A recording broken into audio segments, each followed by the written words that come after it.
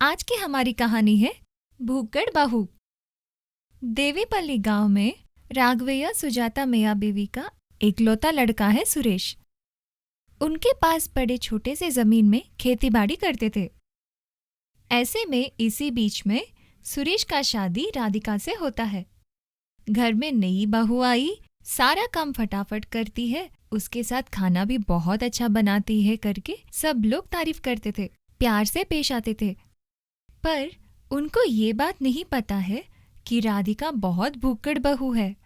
वो जानने के लिए उनको 2 महीने लगे हैं। और एक दिन ऐसा हुआ है कि रात होते ही सोफा में बैठकर टीवी देखती रहती है सासू माँ सुजाता। तभी उसके पास आकर उसकी बहू राधिका ऐसे बोलती है, सासू माँ, छत पे किशमिश सुखाया ना, जाके ले आओ क्या? अरे बहू, ये बात तो भूल गई मैं। जाओ बेटा, जाके लेकर आओ, देखो कि है या कौवे ने खा लिया। वैसे सासू सुजाता के बोलने पर राधिका ऐसे सोचती है, हाँ, आप अगर टीवी देखने बैठे तो ससुर जी को भी भूल जाती है। अब उन किशमिशों को भूल जाने में कैसा आरस है। ऐसे अपने आप ही सोचते हुए बहू राधिका छत पे आती है। वहां पर सूखने को लगाए हुए किशमिश दिखे। उन्हें देखते ही राधिका के अंदर की भूखापन जाग जाती है। खुशी से आंखें बड़े करती है। अरे वाह, किशमिश! ऐसे जल्दी में उन किशमिश के पास आती है। वहां बैठते ही वो भूल जाती है कि वो उन्हें लेने आई है। उन्हें खाती बैठ जाती है।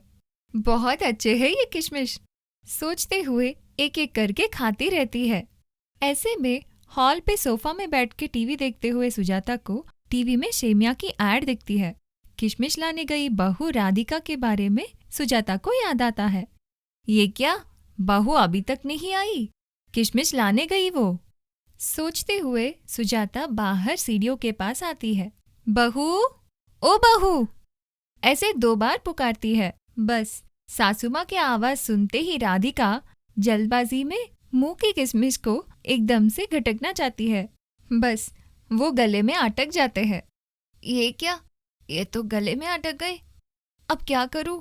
सासू अगर ऊपर आ गई तो मेरा क्या होगा? ऐसे अवस्था में रहती है राधिका। सीढ़ियों के पास सुजाता फिर से बुलाती है।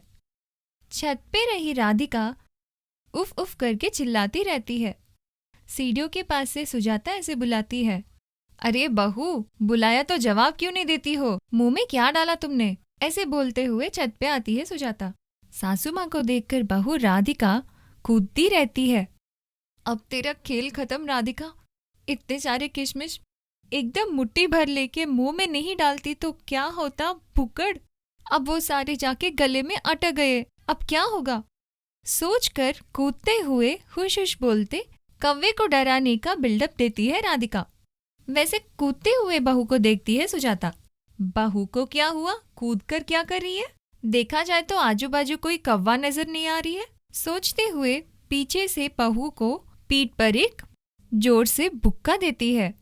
बस राधिका के मुंह से गले में अटक गए किशमिश बाहर आ जाती है। उस वजह से एकदम से रिलैक्स हो जाती है राधिका। ये कौवे का सत्यानाश हो, हमेशा हमारे घर के छत पे ही रहते हैं। सारे किशमिश खा गए, अब मेरे सासू माँ क्या सोचेगी? सारे बहू ने खा लिया सोचेंगे ना। बोलते हुए बगल में खड़ी सासू सुजाता को देखती है, जैसे उसे कुछ पता ही ना हो। सासू माँ, आप ऊपर कब आए? देखा आपने कौवे ने क्या किया है? सारे किशमिश खा गए, लगभग सारे।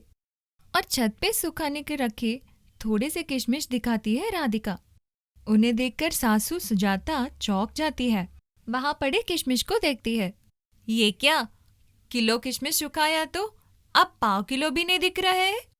अगर आप नहीं आते तो ये भी नहीं बचते सासू माँ। नहीं बचते उसका मतलब क्या है? मतलब तुम खाती बैठ गई ना? आप मुझ पे शक कर रही हो सासू माँ? मैं नहीं आती तो बोली, आप तो टीवी देख रहे थे, मैं घर का काम कर रही थी, और कौवे अपने काम। जाने दो, खाए तो क्या करे। चलो अब नीचे चलते हैं, वहां मेरे सीरियल कहाँ तक आया होगा। सोचते हुए सुजाता नीचे हॉल में आती है। टीवी देखती रहती है। बचे थोड़े वाले किशमिश को लेकर आती है राधिका और सांझ ढलने लगती है। खेतीबाड़ी का काम खत्म करके राघवैया और सुरेश दोनों सोफा में बैठकर टीवी पर न्यूज़ देख रहे रहते हैं। रसोई घर में राधिका सब्जियां काटते हुए कैरेट खाती रहती है। बहू, तुम्हारे ससुर जी और पति आए, चाय लेकर आओ। ठीक है सासू माँ, कहकर राधिका गैस पर टी चढ़ाती है। उसमें शक्कर डालने के लिए शक्कर की डिब्बी खोलती है। और क्या, राधिका के अंदर की भूखापन फिर से जाग जाती है। कोई रसोई घर के और नहीं आ रहे देखते हुए शक्कर खाती रहती है। 10 मिनट वैसे ही गुजर जाती है। बहू अभी तक चाय नहीं लाई करके सासू सुजाता बुलाती है। बहू, चाय बनाई क्या? सासू माँ, शक्कर खत्म हो गई है। वो बात सुनते ही चौंक जाती है सासू सुजाता। तुरंत उठकर हॉल में से रसोई में आती है। शक्कर की डिब्बी को देखती है सुजाता। डब्बा खाली दिखती है। सुबह ही तो लाई 1 किलो शक्कर, इतना जल्दी खत्म कैसे हुआ? मुझे नहीं पता सासू माँ, आपने बोला चाय बनाओ, तभी शक्कर का डब्बा देखा। डिब्बी में शुगर नहीं थी, वही मैंने बताया आपको। हाँ ठीक है, मैं जाके फिर से लाती हूँ। मेरे लिए कैरेट का सब्जी बनाओ। कैरेट का सब्जी बनाओ सासू माँ? तो आधा किलो कैरेट भी लेकर आना, तब तक मैं दाल लगाती हूँ। कल ही तो सब्जियों में मैं कैरेट भी तो लाई। आपने सब्जियाँ लाई तो था, पर उसमें कैरेट नहीं थी। शायद मार्केट में देखकर आपको लगा कि आपने ले लिया। राधिका का वैसे कहते ही सुजाता थोड़ा गड़बड़ में आ जाती है। असल में घर में क्या चल रहा है सुजाता को समझती नहीं है। शॉप पे जाते हुए ऐसे सोचती है, मैं अब तक कहीं पे कुछ भी नहीं भूलती हूँ, भूल भी नहीं जाती हूँ।